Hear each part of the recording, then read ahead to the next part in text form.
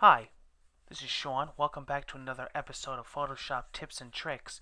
Today we got a short little fun thing for you, maybe for the kids. Growing up, I used to always love finding the difference between two pictures, and there's X amount of changes, and your child has to find every one. So I was messing around in Photoshop one day, and I says, you know what? I'm gonna make my own. I'll make them for my cousin, for my friends. They love them. And depending on the image that you have, these can get really, really involved. And as you can see here, I put a side-by-side comparison here. On the bottom here is the original image, and on the top here, look what I did. See if you could find the changes. So it's a matter of, I used the quick selection tool,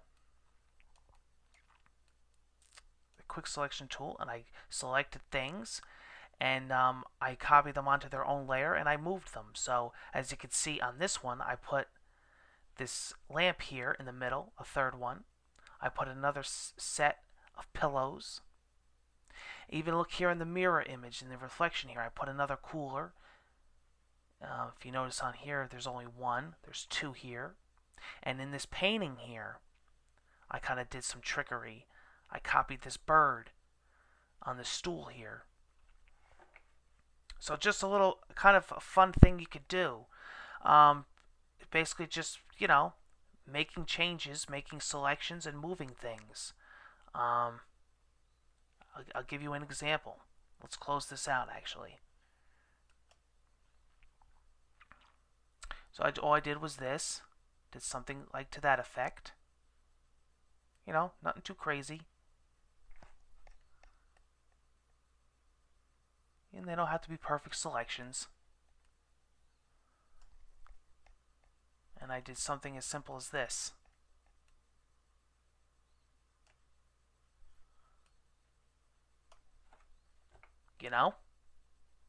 And of course you'd have your side by side. We did our pillows here. We'll do that again. Kind of show you how I did it. You can really have a blast. You can really have fun with this. You can really mess with people's heads.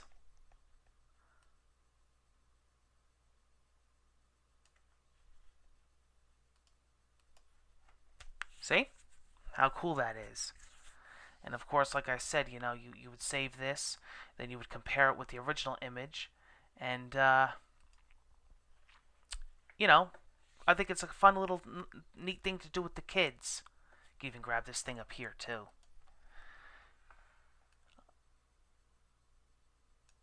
Oops, a little bit too much there.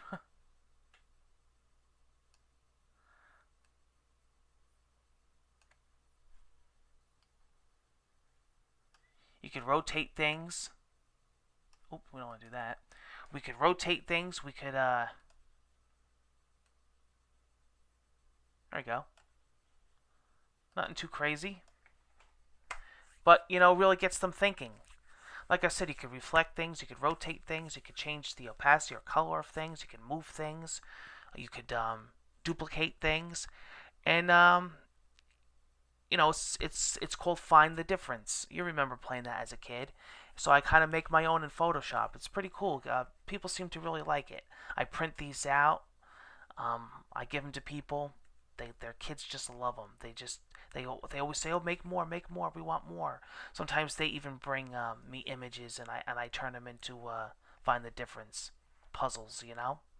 Some of them can get really involved. Like this is actually even nothing. You can really get a busy image, like the city or something, or a landscape, and really do the finest details and stuff that grown-ups wouldn't even catch, like a slightest, like even like I was doing with the cooler here in this reflection, and little things that you wouldn't even think to look, like I did with the bird here in the painting. So messing around with that, it's a kind of little neat trick. I wanted to bring it to your attention, something I was messing around with a while back. Like I said, I try to keep the channel fun. Photoshop is a great program, and it's once in a while it's nice to venture out and have some fun with it. So take care, everybody. I'll see you in the next episode. Bye-bye.